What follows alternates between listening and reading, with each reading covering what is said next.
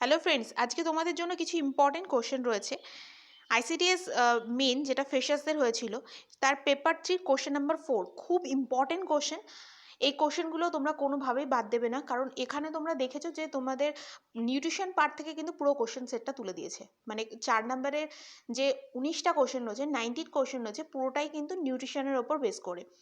তো এই 4 নম্বরের কোশ্চেনগুলো তো কোনোভাবেই বাদ দিয়ে যাবে না, পরীক্ষার আগে অবশ্যই প্রিপেয়ার করে যাবে এগুলো। এবং কোশ্চেন নাম্বার টু কিন্তু অবশ্যই পড়বে। আমি 1 2 3 অলরেডি করে দিয়েছি, যার মধ্যে তোমরা কোশ্চেন নাম্বার 2টা আশা করছি নিশ্চয়ই রেডি করেছো। আর আজকে কোশ্চেন নাম্বার 4-এর এই সলিউশনগুলো সবগুলো খুব ভালো করে রেডি করো। এর মধ্যে কিছু কিছু কোশ্চেন এমন ছিল যেগুলো অ্যান্সার করার জন্য আমাকে ক্লাস 12-এর বায়োলজি বইয়ের হেল্প নিতে হয়েছে। তো বুঝতেই পারছো বেশ ডেপথে গেছে গিয়ে কোশ্চেনগুলো করেছে। নিউট্রিশনের পার্টটা বেশ ভালো রকমভাবে কঠিন কোশ্চেন এসেছিল কিন্তু, কারণ ক্লাস 12-এর লেভেলের বই তো সবাই তো সায়েন্স নয়, তোমরা নিশ্চয়ই সবাই সায়েন্স নাও, আবার ফ্রেশার্সটাও সবাই সায়েন্স ছিল না, কিন্তু সেখানে ওই স্ট্যান্ডার্ডের কোশ্চেন করেছে। তো যাই হোক, প্রথম কোশ্চেনটা দেখো কি আছে, define the term nutrition. Nutrition কথাটির অর্থ কি, বা নিউট্রিশন বলতে কি বোঝো? নিউট্রিশন মানে পুষ্টি। আনসারটা কিভাবে লিখে দিচ্ছি দেখো, প্রত্যেক জীবদেহে অনবরত নানা ধরনের জৈবিক ক্রিয়া সম্পন্ন হচ্ছে এবং এর জন্য প্রয়োজন শক্তি। জীবদেহে শক্তির উৎস হলো খাদ্য, যার মধ্যে থাকে শৈস্তিক শক্তি, এবং এটি হলো সৌরশক্তির রূপান্তর মাত্র। জীবদেহে গৃহীত খাদ্য কয়েকটি পর্যায়ের মাধ্যমে এই শক্তি উৎপাদন করে। এগুলিকে অর্থাৎ খাদ্য গ্রহণ, পরিপাক, মানে এই পর্যায়গুলো কি কি, খাদ্য গ্রহণ, পরিপাক, শোষণ, আত্তীকরণ, বহিষ্করণ, এদেরকে একত্রে পুষ্টি বলে। ঠিক আছে, 19টা কোশ্চেন, একটু টাইম লাগতে পারে। What do you mean by malnutrition? Malnutrition means হচ্ছে অপুষ্টি, মানে পুষ্টির অভাবটাকেই বলছে ম্যালনিউট্রিশন। বাট এটা কিভাবে ডিসকাস করবে? সত্যি তো ম্যালনিউট্রিশনের ফলে কি কি রোগ হয় সেটা বলা সম্ভব, সেই নিয়ে আমি ভিডিও দিয়েছি, অবশ্যই সেগুলো দেখবে। আর এর মধ্যে কিছু কোশ্চেনও দেখলাম যেটা ম্যালনিউট্রিশন রিলেটেড কোশ্চেন রয়েছে। তো ম্যালনিউট্রিশন ভিডিওর ডেসক্রিপশনটা আমি মানে ভিডিওর যে লিঙ্কটা তার ডেসক্রিপশন বক্সে আমি দিয়ে দেবো। তো এই ডেসক্রিপশন বক্সে তোমরা ম্যালনিউট্রিশনের মধ্যে ভিটামিনের ডেফিসিয়েন্সি, ম্যাক্রো মাইক্রো নিউট্রিয়েন্টসের ডেফিসিয়েন্সি, এগুলো সব সিমটমস আকারে বা রোগ, ডিজিজ সব কিছু পেয়ে যাবে, অবশ্যই সেগুলো দেখে নিও। দেখো, ম্যালনিউট্রিশন কি? জীবদেহে পুষ্টি একটি গুরুত্বপূর্ণ অংশ। পুষ্টির ফলে দেহে বৃদ্ধি, ক্ষয়পূরণ এবং বিভিন্ন বিপাকীয় কার্য নিয়ন্ত্রিত হয়। কিন্তু পুষ্টির অভাবে এই কাজগুলি ব্যাঘাত ঘটে এবং দেহে রোগ প্রতিরোধ ক্ষমতা নষ্ট হয়ে যায়। একেই ম্যালনিউট্রিশন বা অপুষ্টি বলে। ঠিক আছে, define health. Yes, define health. তো এটা দেখো, চেষ্টা করেছি এটার অ্যান্সার দেওয়ার, আমি বলতে পারবো, কারণ এটা সত্যি ডিফাইন হেলথ। হেলথ কি, স্বাস্থ্য কি, এক কথায় সহজে বলা যায় না। রোগমুক্ত, সুস্থ, স্বাভাবিক শারীরিক, মানসিক এবং সামাজিক সুস্থিত অবস্থাকে স্বাস্থ্য বলে। মানে একটা পার্সন যখন মেন্টালি, সব দিক থেকে যখন মেন্টালি স্টেবল হয়, তার শারীরিক, মানসিক, সামাজিক সব দিক থেকে স্টেবল পজিশনে থাকে, সে তখনই তাকে বলা হচ্ছে হেলদি পার্সন বলা হচ্ছে, এবং এই যে পুরো প্রসেসটাকে সেটাকে বলা হচ্ছে হেলথ। ঠিক আছে, next question, what is RDA? RDA means হচ্ছে, মানে কোনো একটা এরিয়া বেসিস সাধারণত RDA করা হয়। RDA মানে হচ্ছে কতটা রেকমেন্ডেড ডায়েটারি অ্যালাউন্স, মানে কতটা হচ্ছে ডেইলি নিউট্রিশন এলিমেন্টসগুলো কতটা রিক্রুটমেন্ট থাকছে সেটাকে এখানে বলা হয়েছে। এটা বেঙ্গলিতে দিলে হয়তো বুঝতে পারতে না, বলাটাও সম্ভব না খুব ভালো করে, তো আমি এটা ইংলিশে ওই জন্য এনেছি, কারণ এটা আমার মনে হচ্ছে হয়তো ইংলিশ যারা এক্সাম দেবে তাদেরও হয়তো এই কোশ্চেনটা অসুবিধা রয়েছে। তো RDA এর ফুল ফর্ম হচ্ছে recommended dietary allowance, average daily level of index sufficient to meet the nutrition requirements of nearly all 97% to 98% healthy people। মানে কোনো একটা পার্টিকুলার এরিয়াতে ম্যাক্সিমাম যে পিপল রয়েছে তাদের যে রেকমেন্ডেড ডায়েটারি অ্যালাউন্স, মানে নিউট্রিশন যে রিক্রুটমেন্ট কতটা, সেটাকেই বলছে RDA। তোমাদের এটার কিন্তু অ্যান্সার কিন্তু এখানে শেষ হয়ে যাচ্ছে। এবার যেটা আমার মনে হয়েছে ইম্পর্টেন্ট সেটা হচ্ছে AI মানে হচ্ছে অ্যাডুকেট ইনটেক। তো এটাকেও কিন্তু RDA পার্টিকুলারলি কোনো একটা রিজনের জন্য যদি মেনশন করা হয় তাহলে সেটাকে বলা হচ্ছে AI। ঠিক আছে, দেখে নাও জিনিসটা, একটা স্ক্রিনশট নিয়ে নাও, দেন তারপর ভালো করে দেখে এটা বেঙ্গলিতে তোমরা লিখো। নেক্সট দেখো, এই যে পার্টিকুলার এরিয়া বললাম, দেখো ওই রিলেটেডই কিন্তু একটা কোশ্চেন দিয়ে দিয়েছি, যার জন্য আমি আগের কোশ্চেনটা এনেছিলাম। এখানে দিয়েছে what is the RDA for energy and protein for a coal mine workers. মানে একটা কোল মাইন যে এরিয়া রয়েছে, সেই কোল মাইন এরিয়াতে, কোল মাইন মিন্স তো বুঝতেই পারছো নিশ্চয়ই, কয়লা খনি এরিয়ার যে ওয়ার্কার্সরা থাকে তাদের ডেইলি কী ধরনের এনার্জি বা ক্যালোরি বা প্রোটিন কতটা ইনটেক দরকার, কতটা নেসেসারি, সেটাই এখানে বলেছে। তো এটা সত্যি এই কোশ্চেনটা সবার অ্যান্সার করাটা সম্ভব ছিল না। তো average intake of calorie energy, কিন্তু আমি যদি বলি এনার্জি মানে হচ্ছে দৈহিক এনার্জি, মানে হেলথ এনার্জি, যেটাকে হচ্ছে ক্যালোরি দিয়ে রিপ্রেজেন্ট করা হয়, ঠিক আছে। এনার্জির ইউনিট, আমি আসছি ওই কোশ্চেনটাতে, এনার্জির ইউনিটও ছিল, তখন আরও ভালো করে ডিসকাস করব। আপাতত দেখো যে ডেলি ইনটেক যে অ্যাভারেজ ক্যালোরি, সেটা হচ্ছে কোল মাইন এরিয়াতে, এই যে এখানে এনার্জি বলেছে, এটা হয়ে যাবে কত, 3372.2 kilo calorie, which is 11.7% less than standard requirement per person per day।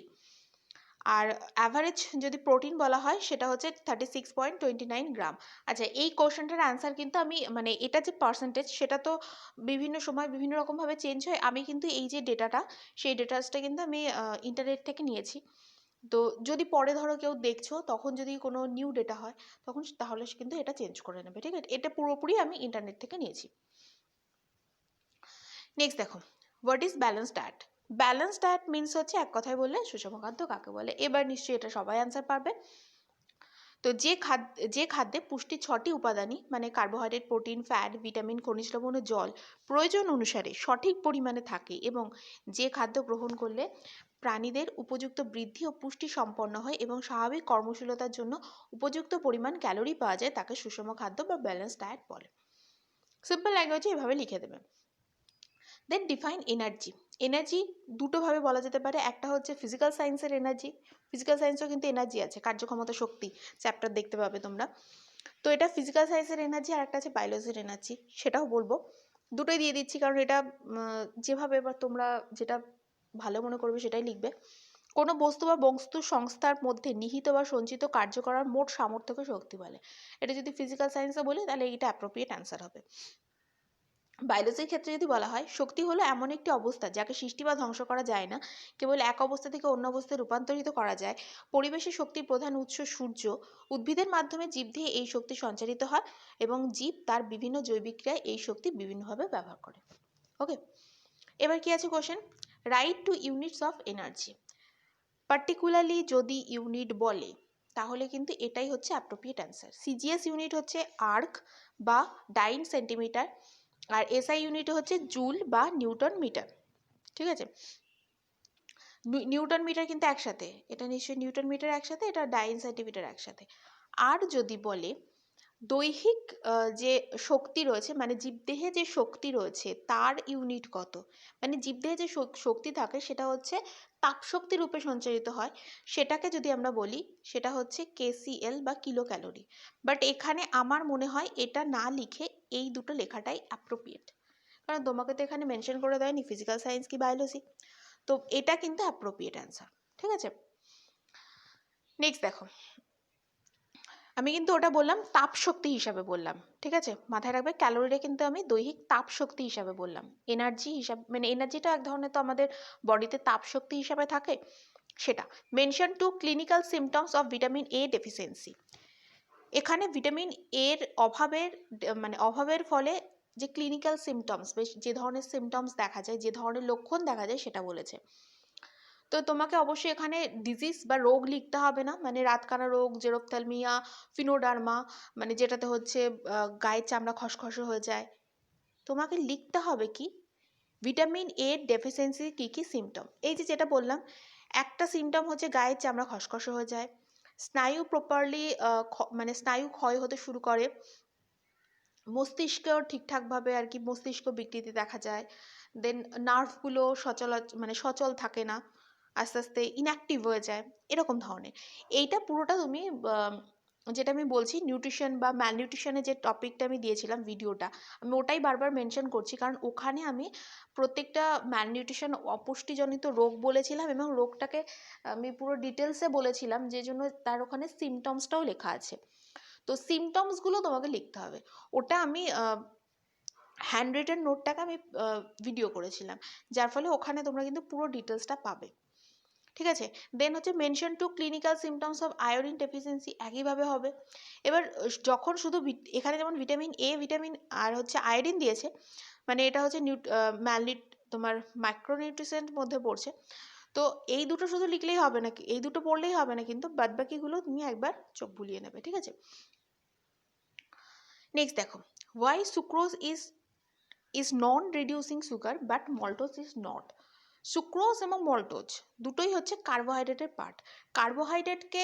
কার্বোহাইড্রেটের বিভিন্ন পার্ট রয়েছে, মোনোস্যাকারাইড, ডাইস্যাকারাইড, পলিস্যাকারাইড, এগুলো রয়েছে।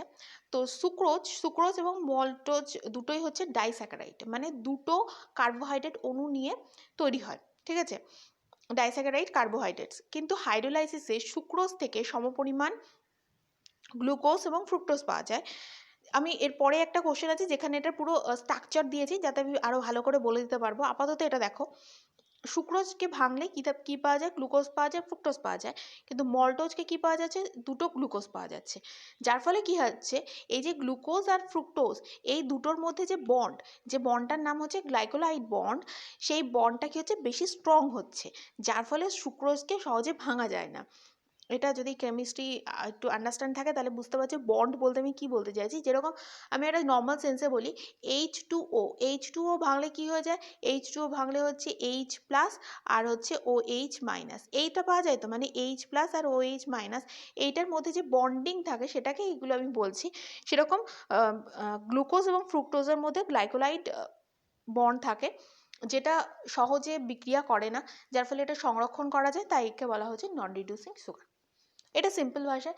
আর যারা সায়েন্স সেকশন থেকে আছো তারা তো বুঝতেই পারছো যে সায়েন্স সেকশন বলতে আমি কিন্তু বলছি বায়োলজি নিয়ে পড়েছো 11-12 অন্তত, তারা বুঝতেই পারছো যে এটা আরও অনেকটা বড় লেখার জন্য, মানে প্রায় হাফ পাতার ওপরে হয়ে যাবে আমি যদি পেজে লিখতে চাই। তো 2 নাম্বারের জন্য এটা একটু শর্ট করে দিলাম আমি। ঠিক আছে, তো এটাতে কিন্তু কোনো নাম্বার কমবে না, তাই বলে মানে ইম্পর্টেন্ট পয়েন্ট যেটা সেটা আমি তুলে দিয়েছি। নেক্সট দেখো, হোয়াট ইজ মোনোস্যাকারাইড। মোনোস্যাকারাইড ওই যে বললাম, কার্বোহাইড্রেটসকে কয়েকটা ভাগে ভাগ করা যায়, তার মধ্যে মোনোস্যাকারাইড, ডাইস্যাকারাইড, পলিস্যাকারাইড। তো মোনোস্যাকারাইড হচ্ছে সব থেকে সিম্পল কার্বোহাইড্রেট, যার মধ্যে একটা মাত্র কার্বোহাইড্রেট অণু রয়েছে, আর এটাকে সাধারণত হাইড্রোলাইসিস করা যায় না। একটাই কার্বোহাইড্রেট অণু, তাকে কী করে হাইড্রোলাইসিস করা যাবে? হ্যাঁ, কিছুর হাইড্রোলাইসিসের ফলে মোনোস্যাকারাইড উৎপন্ন হচ্ছে, কিন্তু মোনোস্যাকারাইডকে আর ভাঙা যায় না, এটাই বলা হচ্ছে। মোনোস্যাকারাইডকে ভাঙা যায় না, অন্য কিছু ভেঙে মোনোস্যাকারাইড তৈরি হয়। যেমন আমি আগেরটা থেকে বললাম, দেখো এখানে যেমন এই যে সুক্রোজ রয়েছে, সুক্রোজকে ভেঙে কিন্তু গ্লুকোজ এবং ফ্রুক্টোজ পাওয়া যাচ্ছে, মানে এটা হচ্ছে দুটো কার্বোহাইড্রেট ছিল, দুটো কার্বোহাইড্রেটকে ভাঙার ফলে কিন্তু এটা একটা একটা করে সিঙ্গেল কার্বোহাইড্রেট মানে মোনোস্যাকারাইড উৎপন্ন হলো, বাট মোনোস্যাকারাইডকে আর ভাঙা যাবে না। মোনোস্যাকারাইডের এক্সাম্পল হচ্ছে গ্লুকোজ, ফ্রুক্টোজ, রাইবোজ। তো এটা তোমরা বেঙ্গলিতে লিখে নিও, আর এর আণবিক সংকেত দিয়ে দিলাম। যদি মনে করো লিখবে তো লিখবে, না হলে ছেড়ে দেবে। ঠিক আছে, ভুলটা লিখো না, অবশ্যই ভুল লিখবে না।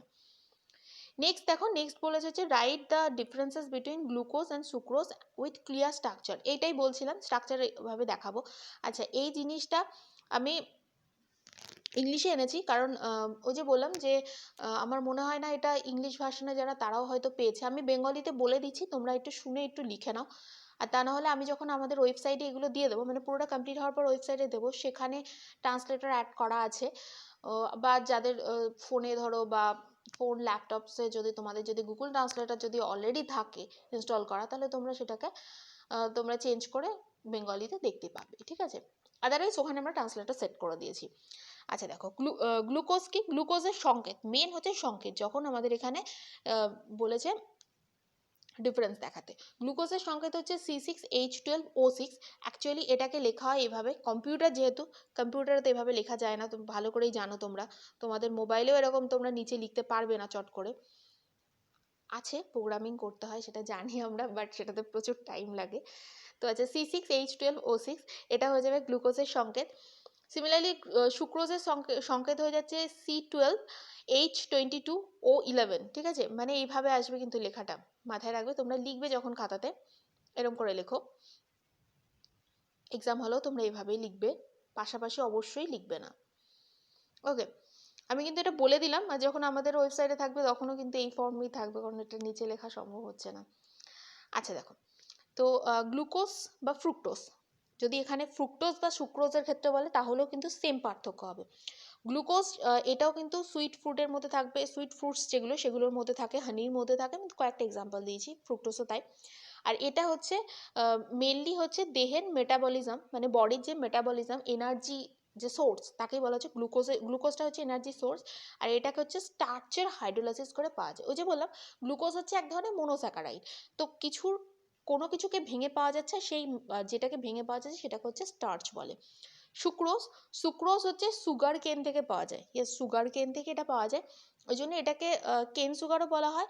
আর এটা এটা হচ্ছে ভাঙলে, একটু আগে যেরকম বললাম, সুক্রোজকে ভাঙলে গ্লুকোজ আর ফ্রুক্টোজ দুটো পাওয়া যাচ্ছে, যার ফলে এটা হচ্ছে বিক্রিয়াটা কম করছে, এবং এটাকে বেশি প্রিজারভেটিভ করা যাচ্ছে। দেখতে প্রিজারভেটিভের ইউজ করা হয় প্রিজারভেটিভ হিসাবে। এবং এটা কিসে পাওয়া যায়, মেনি জার্ড ফুড মিনস হচ্ছে মানে এইসবের জন্য আমি এটা বেঙ্গলিতে করিনি। জার্ড ফুড মানে যেগুলো ক্যানে আসে, যেরকম জ্যাম জেলি স্টোরেজ হিসাবে থাকে আর কি, সেইগুলোতে সুক্রোজ ইউজ করা হয়, কিন্তু ওখানে গ্লুকোজ ইউজ করা হয় না। কারণ যদি গ্লুকোজ ইউজ করা হতো তাহলে সেটা খুব তাড়াতাড়ি নষ্ট হয়ে যেত। ঠিক আছে, নেক্সট কোশ্চেন দেখো, মানে নেক্সট স্ট্রাকচারটা যেটা দেখে নাও। এখানে দেখো, এটা হচ্ছে গ্লুকোজের স্ট্রাকচার, এটা ফ্রুক্টোজের স্ট্রাকচার। আর এই যে পুরো জিনিসটা হচ্ছে সুক্রোজ, যেটা কি একটা গ্লুকোজ অণু আর একটা ফ্রুক্টোজ অণু নিয়ে গঠিত হয়েছে। এই দেখো উপরেরটা রয়েছে, দেখতেই পাচ্ছ সেম রয়েছে, এবং এদের মধ্যে যে বন্ডিংটা রয়েছে সেটাকে বলছে গ্লাইকোলাইসিড বন্ড। ঠিক আছে, গ্লাইকোলাইসিড বন্ড, ইংলিশের নেমটা এরকম আর বাংলাতে ওরকম বলা হয়। চলো নেক্সট দেখো, হোয়াট ইজ বিএমআর। এর কোশ্চেনের অ্যান্সার আমি অলরেডি আগেও দিয়েছি, তো তাও দেখে নাও। একজন সুস্থ ব্যক্তি হালকা খাদ্য গ্রহণের 12 থেকে 18 ঘন্টা পর সম্পূর্ণ দৈহিক ও মানসিক বিশ্রামরত অবস্থায় দেহের প্রয়োজনীয় কার্যসমূহ পরিচালনার জন্য দেহ থেকে যে ন্যূনতম তাপ নির্গত হয় তাকে বিএমআর বা বেসাল মেটাবলিক রেট বলে। এবার এই কোশ্চেনটা আমার মনে হয় না কেউ অ্যান্সার দিয়েছে ফ্রেশার্স, কারণ এই কোশ্চেনটা অসম্ভব ব্যাপার, কেমিস্ট্রি স্টুডেন্ট ছাড়া দিতে পারবে না এটা। তো name one aromatic amino acid and draw the structure. তো এখানে নাম দুটো দিয়েছি আমি, একটা হচ্ছে অ্যালাইন আর একটা হচ্ছে ভ্যাসেটাইন। তো হয় এটা করবে, আদারওয়াইজ এটা করবে। ঠিক আছে, এটাতে কিছু বলার নেই আমার, ওটা ওভাবেই করতে হয়। এরপরে দেখো দুটো কোশ্চেন আছে, right one important application of iodine value. আয়োডিনের ভ্যালু কি, তো সেটা আমি বলছি, ওই যে ম্যাক্রোনিউট্রিয়েন্টস ওই ভিডিও দেখলে পেয়ে যাবে। আচ্ছা, ডেসক্রিপশন বক্সে যদি কারোর পেতে সমস্যা হয় সেক্ষেত্রে আমাদের চ্যানেল, তুমি যেটা দেখছো চ্যানেলের দেখো লেফট হ্যান্ড সাইডে দেখো, আমাদের এখানে এরকম লোগো রয়েছে, আমাদের চ্যানেলের এখানে লোগোটা রয়েছে, দেখতে পাচ্ছ অ্যারো দিয়ে একটা লোগো রয়েছে, এই লোগোতে তুমি প্রেস করো চ্যানেলে ঢুকে যাবে। এবং ওপরে দেখো, এখানে দেখো হচ্ছে প্রথমে তো হোম রয়েছে, দেন ভিডিওস রয়েছে, তারপরে রয়েছে প্লেলিস্ট। ঠিক আছে, প্লেলিস্টে যদি যাও, প্লেলিস্টের ওখানে দেখো একটা নিউট্রিশন পার্ট রয়েছে, নিউট্রিশনে আলাদা পার্ট করে দিয়েছি, তো সেই নিউট্রিশনের মধ্যে তুমি একটুখানি সার্চ করো, দেখবে ওখানে ম্যাক্রো মাইক্রো নিউট্রিশনস রয়েছে, তো সেগুলো দেখে নাও। তো ওইখানে যে নিউট্রিশনের যে ভিডিও প্রত্যেকটা যদি ফলো করো তাহলে কিন্তু এখানকার প্রচুর কোশ্চেনের অ্যান্সার দিতে পারবে। এবার তোমাদের ওপর ডিপেন্ড করছে। চলো নেক্সট কোশ্চেন দেখো, state any two functional role of sugar in food. হ্যাঁ, এই কোশ্চেনটার আমি অ্যান্সার দিয়ে দিচ্ছি। কোনো খাবারের মধ্যে সুগারের মেন রোল কি, মানে সুগার আমরা কেন খাই। চিনি তো আমাদের বেশি ক্ষতি করে অনেকে বলবে, তো চিনি আমরা কেন খাই। সুগার কিন্তু মেন সোর্স অফ হচ্ছে গ্লুকোজের সোর্স।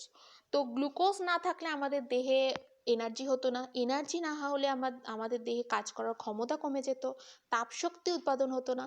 তো ইনডাইরেক্ট মানে এটা মেনলি অ্যান্সারটা হয়ে যাবে, সুগার আমাদের মেনলি দেহে কর্মক্ষমতা বৃদ্ধি, তাপশক্তি উৎপাদনে সহায়তা করে, এছাড়া রক্তে গ্লুকোজের পরিমাণ স্বাভাবিক রাখে। ইয়েস। আচ্ছা, state any two factors affecting protein bioavailability. হ্যাঁ, এই কোশ্চেনটার অ্যান্সার দেখে নাও। প্রোটিনের এটা কি হয়ে যাবে, প্রোটিন অ্যামিনো অ্যাসিডের চাহিদা পূরণ করে, কারণ source of amino acid, protein কিন্তু মেনলি অ্যামিনো অ্যাসিড সৃষ্টিতেই কাজ করে। আর প্রোটিনের জন্যই দেহের কোষ বৃদ্ধি ঘটে, ক্ষয়পূরণ করা, মানে ক্ষয়পূরণ মানে এর কাজ হচ্ছে ক্ষয়পূরণ করা আর কি, দেহে যদি কোথাও ক্ষয় হয় সেটাকে পূরণ করা। হলে হবে না, পূরণ করা প্রোটিনের প্রধান কাজ। এছাড়াও দেহে হরমোন উৎসেচক সৃষ্টি করতে প্রোটিন সহায়তা করে। এটাই হয়ে যাবে অ্যান্সার। ঠিক আছে, এখানে শুধু হলেটা হবে না, বাদ বাকিটা করে নাও। নেক্সট দেখো, any two effects of two intake of protein, মানে যদি তুমি অত্যাধিক পরিমাণে প্রোটিন নিয়ে নাও, মানে কেউ যদি অত্যাধিক পরিমাণে প্রোটিন জাতীয় খাবার খায়, একটা আছে হচ্ছে প্রোটিন যদি কম হয়, যেটাকে ম্যালনিউট্রিশন বলা হয় প্রোটিনের ক্ষেত্রে। বাট এটা বলেছি হাই ইনটেক, প্রোটিন যদি হাই নেওয়া হয় তাহলে সেক্ষেত্রে দেহে অ্যামিনো অ্যাসিডের পরিমাণ বৃদ্ধি পায়। আর দেহে অ্যামিনো অ্যাসিড যখন পরিমাণ বৃদ্ধি পাবে তখন ক্যালসিয়ামের স্বাভাবিক ব্যালেন্স থাকে না, এবং এতে লিভারের সমস্যা হয়, ক্যান্সারের ঝুঁকি হয়, ওজন বৃদ্ধি প্রভৃতি নানা রোগের সূত্রপাত হয়। তো এই ছিল টোটাল 19 কোশ্চেন। এগুলো তোমরা রেডি করো খুব ভালো করে, তাহলেই তোমাদের হয়ে যাবে। আর একটাই ভিডিও দেবো যেটাতে হচ্ছে তোমাদের লাস্ট পোর্শনের গুলো থাকবে। ঠিক আছে, আর রিজনিংটা আমি অলরেডি করেই দিয়েছি তোমাদের ইয়েতে। আর ম্যাথামেটিক্সের মক টেস্ট খুব তাড়াতাড়ি নিয়ে আসছি। ওকে, ভিডিওটা যদি একটু হলেও হেল্পফুল মনে হয় তাহলে আমাকে তো সেটা জানাতে হবে হেল্পফুল হয়েছে, সেই জন্য একটা লাইক করো।